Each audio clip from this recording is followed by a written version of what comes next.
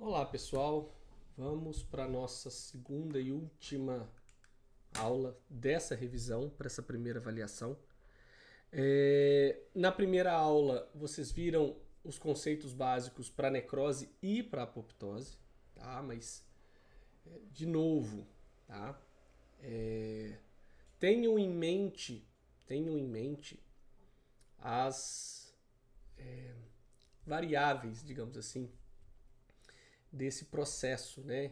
Para não ficar com a teoria e talvez a prática, e na prática a gente esbarrar com algumas exceções a essa regra.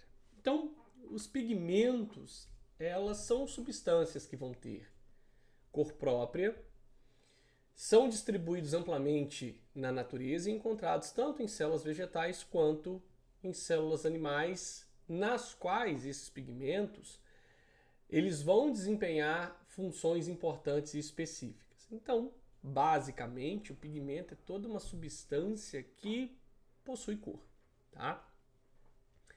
E existem os pigmentos que são endógenos, que são aqueles que são produzidos pelo nosso organismo, e aqueles pigmentos exógenos que são produzidos por outros organismos, e boa parte desses pigmentos exógenos nós ingerimos na nossa alimentação ou temos contato no nosso dia a dia, e até mesmo alguns por procedimentos estéticos, como por exemplo tatuagem.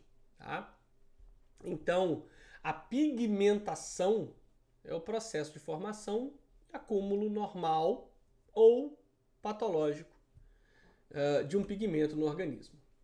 Então, pigmentos biliares são os derivados da hemoglobina. Lembrando que boa parte da degradação das hemácias, uma célula rica em hemoglobina, acontece no fígado. Então, basicamente, qualquer alteração na degradação das hemácias por meio hepático vai mostrar para mim que o fígado ele apresenta inicialmente um problema, tá?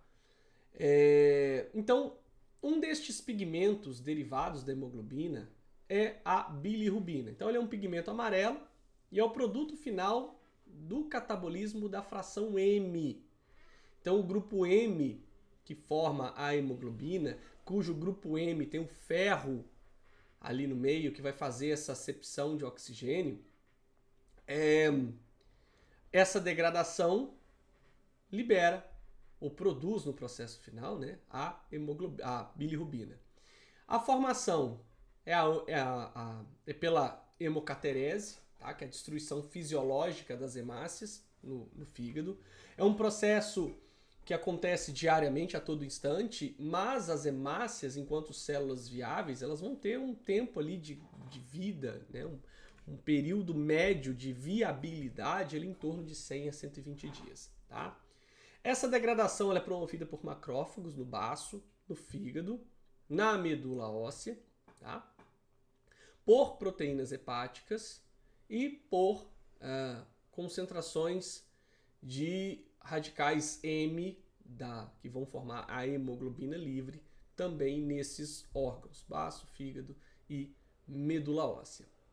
É importante notar que a degradação das hemácias ela ocorre no fígado, então você tem a liberação de um dos pigmentos, que é a bilirrubina, e boa parte dessa bilirrubina, o excesso da bilirrubina, é descartada no intestino.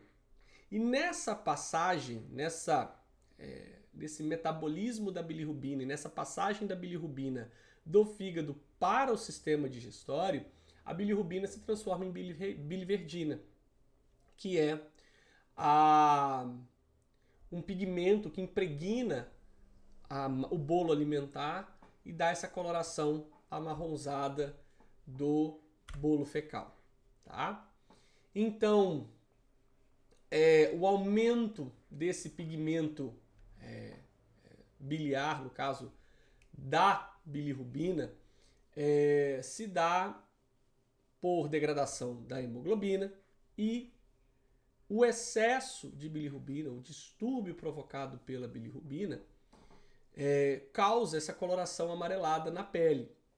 Um destes mecanismos, ele é muito mais visível e muito mais fácil da gente constatar quando nós vemos crianças recém-nascidas, quando elas têm contato com o sangue da mãe, e aí nós estamos falando da questão da incompatibilidade do sangue, tá?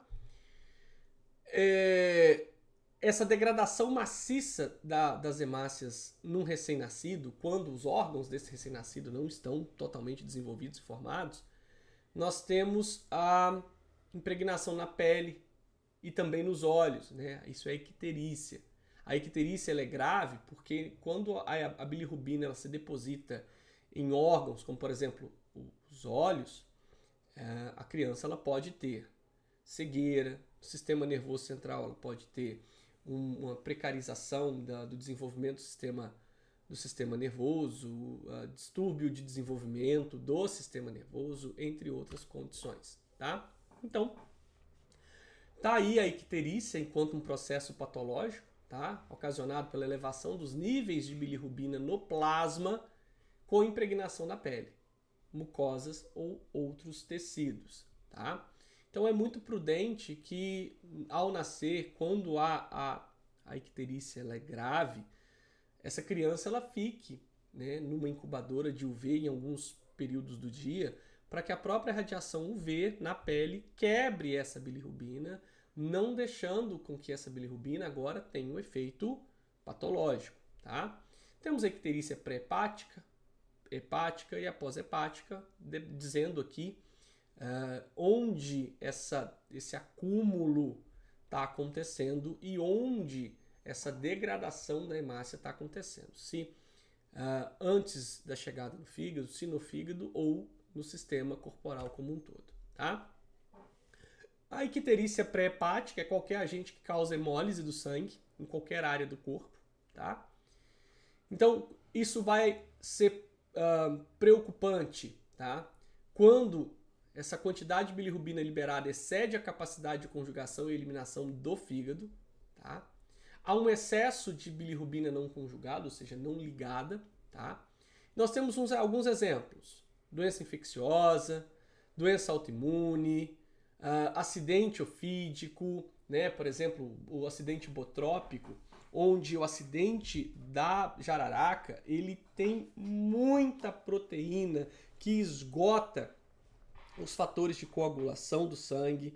É uma toxina muito hemolítica, então sistemicamente, ou seja, não determinado pelo fígado, mas sistemicamente, eu tenho um excesso de bilirrubina liberada, tá? Transfusão sanguínea incompatível, que é a maior causa no recém-nascido. Não é uma transfusão, mas é um contato, então é uma icterícia pré-hepática, tá?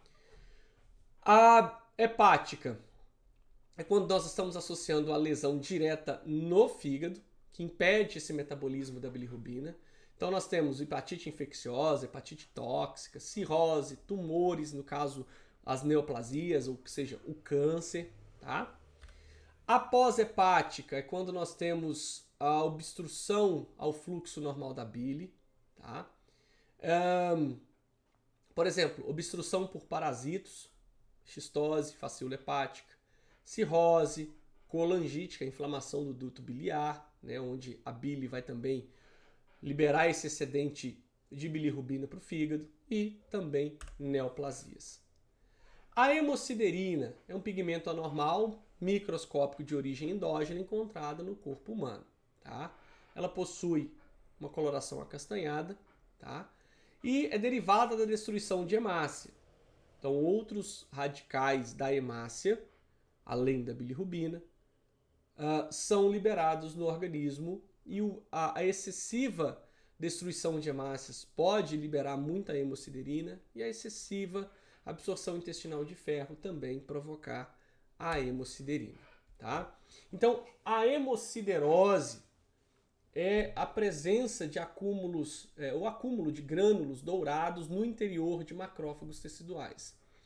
Ocorre no fígado, no baço, nos pulmões e locais onde há intensa destruição de hemácias e ou hemorragias. Então, para além da bilirrubina, temos também a hemosiderina. Então, observe que a própria hemácia, ela pode, de acordo com o metabolismo da hemácia, ela pode liberar diversos componentes, ou seja, diversas substâncias que possuem cor, e o seu acúmulo provocar essas doenças derivadas da pigmentação. Tá?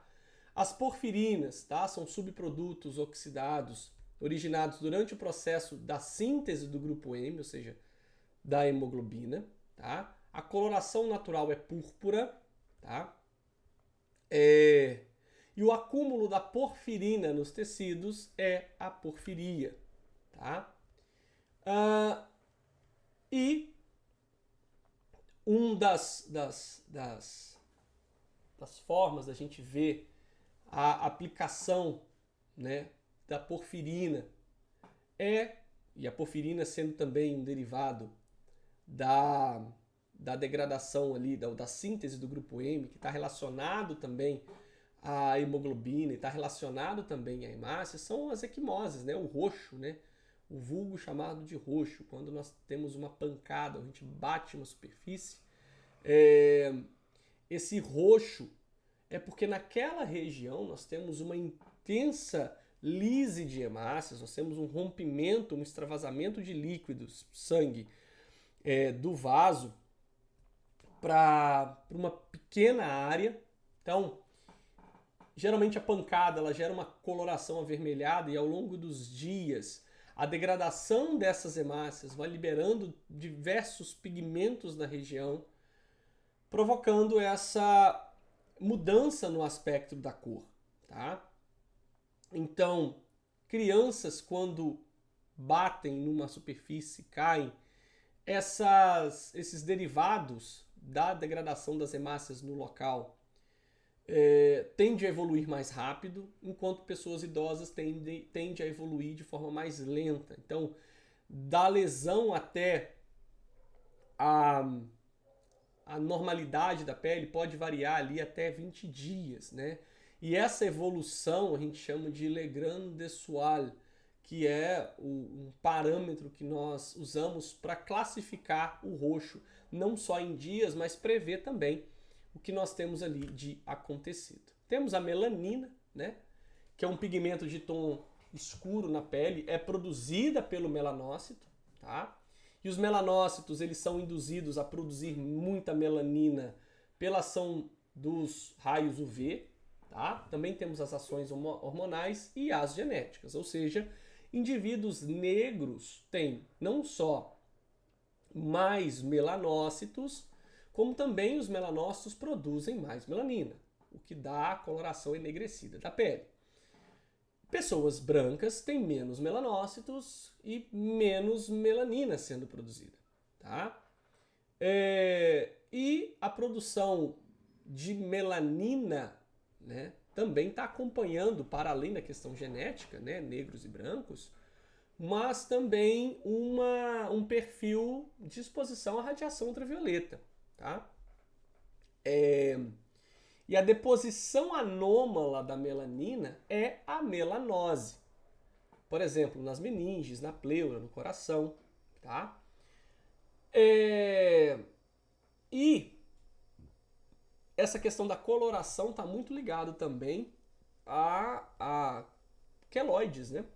Então, existem pessoas mais propensas a queloide do que outras, tá? A melanina é um dos produtos finais, tá, da síntese de melanina. Boa parte dessa síntese também passa pelo sistema nervoso, tá? Na dopamina. Tá? Então a ausência da melanina pode representar a ausência de alguma das etapas dessa síntese. Tá? E boa parte dos derivados da melanina, como a melatonina, também atuam como indutores do sono. Tá? Então, a melanina ocorre patologicamente ou anormalmente em tumores, melanose E na hiperpigmentação associada ao hiperadrenalismo, né? Aumento de cortisol, tá? Ou lesão crônica, tá? Então, o câncer de pele também é um depósito anormal de melanina e tudo mais, mas não confundam as pintas como câncer de pele, tá? E eu nem gostaria que essa imagem, por exemplo, do melanoma fosse usado empiricamente para que a partir dessa imagem a gente saia por aí diagnosticando câncer de pele, tá? Então muito cuidado, porque é só o médico capacitado que consegue fazer essa diferenciação, tá? A lipofucsina é um pigmento castanho amarelado, finamente granular, citoplasmático e perinuclear, tá? É um pigmento, né, que possivelmente ele tem um efeito tóxico, tá? Citotóxico, pela formação de espécies reativas de alguns radicais livres, tá? E a antracose é o pigmento do carvão, né? Quando nós temos pessoas que trabalham em minas de carvão, que trabalham em fornos onde tem muita queima de madeira, tá? E pessoas que fumam ou vivem em áreas muito poluídas, tá? Então, o pulmão de um tabagista tem a coloração enegrecida, né, acinzentada, pela antracose, derivado da queima, né, da inalação de um produto derivado da queima, tá? E por último, a gente tem a tatuagem, que é um pigmento exógeno, né? Geralmente as tintas metálicas, né? Então, a tatuagem, ela fica na fibra colágena ou em macrófagos fixos, tá? Então, se a gente usa uma tinta boa, com registro da Anvisa, com um critério de utilização, não há necessidade de a gente fazer, por exemplo, retoque nessas tatuagens, tá? Então, essa é uma aulazinha mais curta, tá? Voltem no vídeo várias vezes, deixa nos comentários alguma dúvida, alguma sugestão, claro, porque ainda esses vídeos eles estão passando pelo processo amadorismo para depois eles se profissionalizarem, tá? Escreve aí, que se não é inscrito, deixa o like, compartilha, ajuda a comunidade a crescer aí. Estamos quase batendo 1.000 inscritos, tá? Faltam só 300, então conto com a ajuda de vocês. Bons estudos e até a próxima.